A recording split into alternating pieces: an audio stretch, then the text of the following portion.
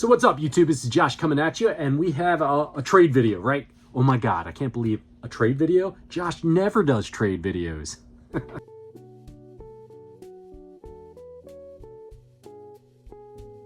So welcome back in, you guys. So like I said, got a trade video, big ass box of stuff right here from somebody. A couple of transactions here for the most part. But you know, if you don't like the trade videos, then why are you watching the channel? Because you know I'm a community guy. I do a lot of wheeling and dealing within the community, a lot of loving within the community. That's what I do. The beer we have for this one is it's not even a whole beer pour here. Hopefully it'll last through this entire box we have right here. Story behind that, see that right there. We have an import IPA. This is the Houblon Chouffe. This is a Belgian IPA beer. This one is an ale brewed with 3 types of hops. It's a 9% ABV. The reason it's not a full glass here isn't because I've been sipping on it. It's because when I popped it open right here before I started recording the video, man, it just went boom. And I was hurrying up and trying to get it into the glass before I made a serious mess, which I made enough of a mess over here. I had to clean it up ahead of time, but hopefully this one will be pretty good. It's not one that I've ever had before, so let's take a little sniffy sniff. Smells pretty sweet. Got that hoppy, beautiful hoppy scent that you get with it. Let's get a hit off of this.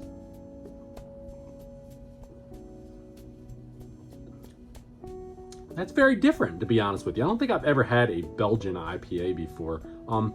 It's completely different flavor profile here than what you get out of the IPAs that I get here in the States as far as East Coast, West Coast styles. The West Coast styles are very, very hoppy, very bitter flavor profiles, while the East Coast New England styles are much more of a like sweet kind of citrusy styles, and the hazies, of course, are more like that as well. This one kind of falls somewhere in the middle. It's not super bitter, but it's got that nice floral tone that you're expecting with an IPA, you know, with that hoppy sweet kind of smell. And the initial taste is that sweetness, but this got a slight bitter like follow-up. It's pretty decent. I would definitely drink these if I had more of them. This is the only one that I had, but I've been seeing this brand a lot more here around the area, so I'm assuming that somewhere along the lines they got a distribution to bring it here over to the States, and it's not bad. They have a good, really good blonde ale that this same company makes, so I don't think that beer is going to last through this video. Let's jump right into the trade though. We got 3 different things from 3 different good folks here in the community. A while back I did a trade with my friend Kiwi Lord Gaming. Now Thomas over at Kiwi Lord, he has had this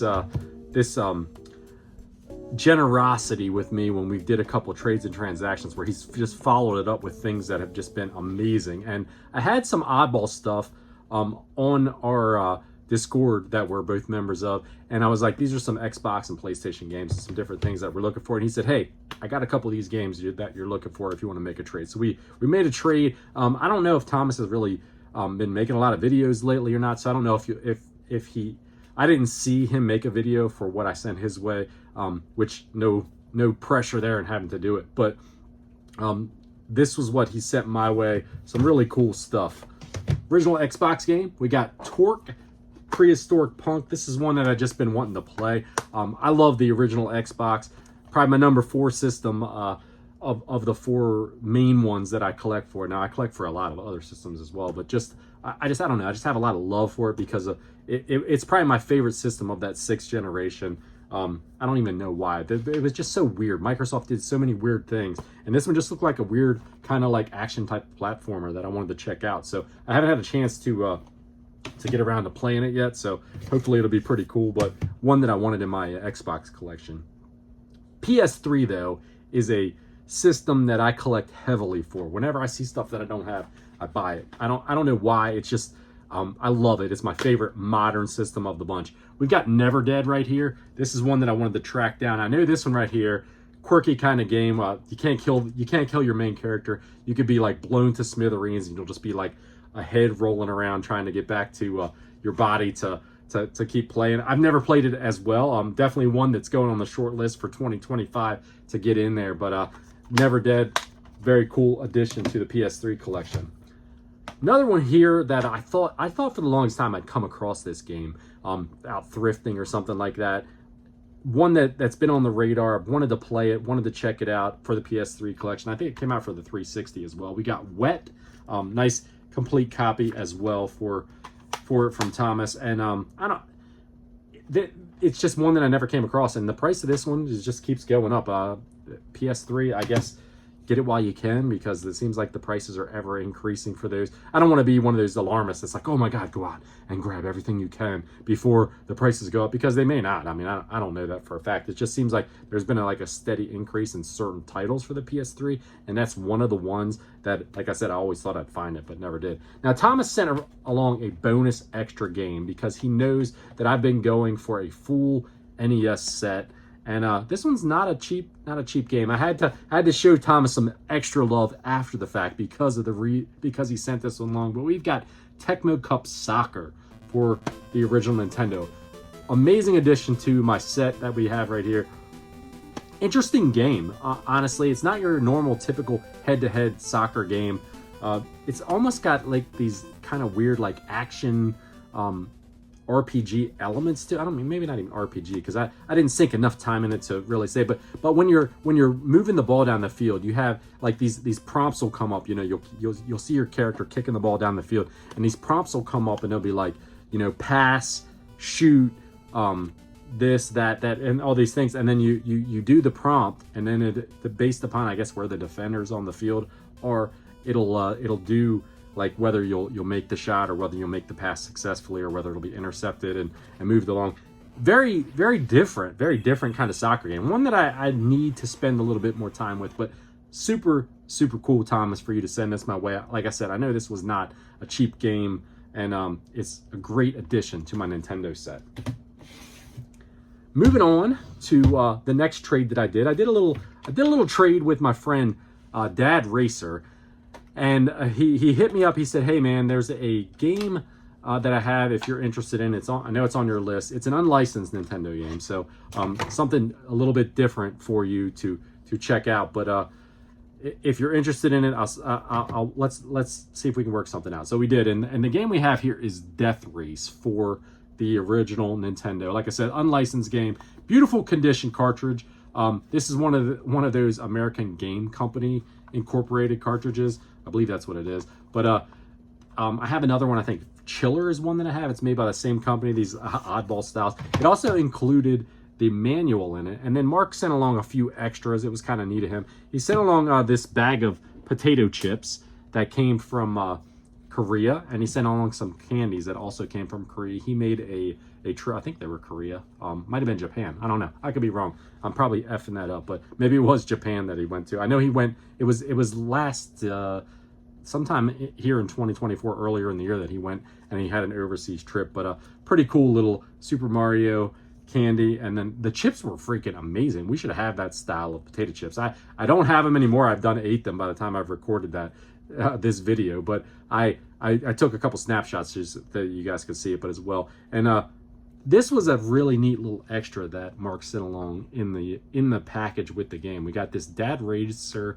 Retro Ed UK guitar pick. I mean, how cool is that? I don't know if Dad Racer made this or if Ed made this or not, but super freaking cool. That's going to go in a place of honor here somewhere in the game room. But awesome addition to my Nintendo set. Even though I'm going for the official 677 licensed Nintendo games, I'm also going for the whole shebang. You know, anything that I find that's Nintendo, controllers, peripherals, unlicensed games, homebrews, whatever. It's just a system that I love, and I love to play it. I love to collect for it, and anything that I could find, I'm all about that. Which leads me into the final box that we have here for the trade, this big box that's sitting right here. This came along from, I don't know if the video has changed up or not, but from Shadowstone TV. We made a trade. Shadowstone, he is going for an entire complete PlayStation 1 through 5 set. Everything PlayStation. Massive endeavor. As a guy who's going for a couple of full sets myself, I look at that one and go, holy smokes, that is a goal, right? So we started talking through social media, and I had some stuff that he did not have that was for the PlayStation. It was just things that a lot of common stuff. I know he did a trade video for what I traded him probably at least a couple weeks back from when I'm recording this. Might be a little longer by the time I get this edited and put out to you guys. But I got some Nintendo stuff from him. No games, all peripherals and just some different stuff like that. But it was cool. It worked out very well because I was able to help him with heading towards that set that he's chasing. And he got me some pretty neat stuff right here. Big box. Came in the mail. Might take me a minute to get through this one. So we had, I think it was like 6 or 10 of these. I don't even remember, but there's a bunch of them in here. These Nintendo clamshells, the licensed Nintendo clamshells.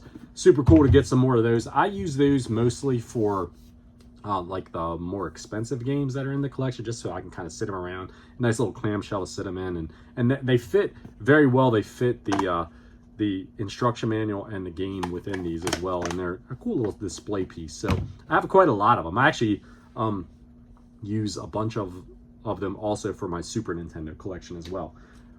We had a couple of plushies in here. We got Yoshi, we got Mario. Very, very cool.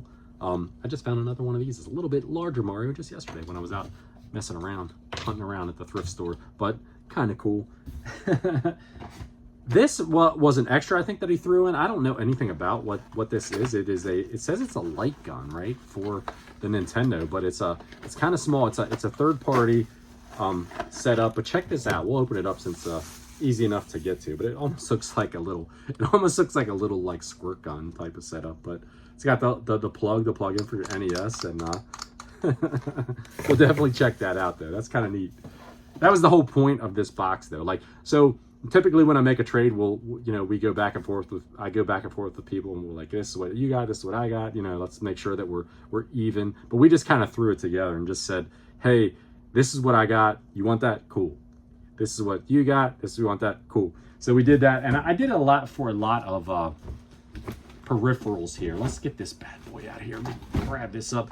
Surprisingly, I did not have one of these, and we have a power pad. It came with the manual. I might try to track down and see if I can find a box somewhere for it to keep it in, because it would be a much better display. But I didn't have a power pad. I've actually never, as much as I love the Nintendo and I go on and on about how amazing the system is, I've never owned a power pad in my life. I didn't have one as a kid. I have some games that definitely can utilize it, so that's pretty cool to get that and to be able to add that into the collection. Couple more of those clamshells in here, but we won't pull all those out. Let's see what else we have right here. This right here was different. We have this Dominator controller. Now here is the like wireless hub, because it's a wireless controller. You plug this into your NES, and then this is like infrared setup, but a very neat controller, one that I had never seen before, just like another one that is in a couple of other ones that are in here as well. But pretty cool. I thought that was cool, so I grabbed it up when he offered it for trade. Apparently Shadowstone was a massive Nintendo collector prior to deciding to go for the PlayStation, because he had some radically cool stuff that he had already actually traded off on in the process of moving towards the PlayStation.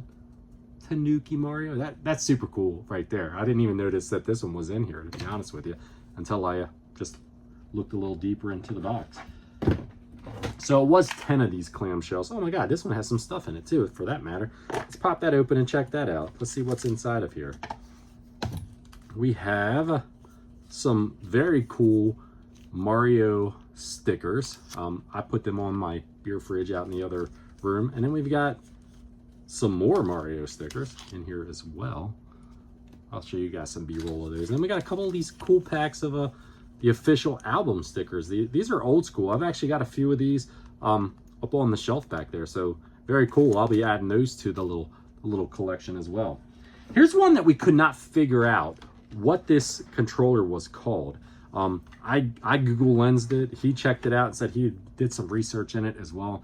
It's definitely some sort of flight stick controller for the original Nintendo. See, you can see that it's got the plug here, but it's not something that either one of us were able to figure out exactly what this controller is called. So I thought it was just righteous to add this to my collection, because I love collecting for the Nintendo. But check that out. Like, it's got this, it's got some different buttons on it that to do some different things. Just a weird peripheral for sure. So Very cool piece. The final thing we have right here was a boxed controller that we have, and this is the Camerica Video Blaster. Super cool piece right here to add to the collection. Has the styrofoam insert in it as well. We'll show you guys what this looks like as we go along, but super cool. Looks like an authentic Western revolver. I appreciate that he offered this up for trade, because this is a really neat piece right here for sure. Definitely something that is unique to add to the collection, and super cool. So Shadowstone, thank you. Dad Racer, appreciate the trade that you made with me too, brother. Thomas, the generosity is always amazing with what you send my way. Love this community. Everybody, take a minute when you're done here watching this video and go over and check out all their channels. Throw them some love and support. Subscribe. Watch some of their videos. All awesome guys. And until next time, everybody, I guess the beer was just enough. Just enough. You guys all take care of yourself out there. Cheers.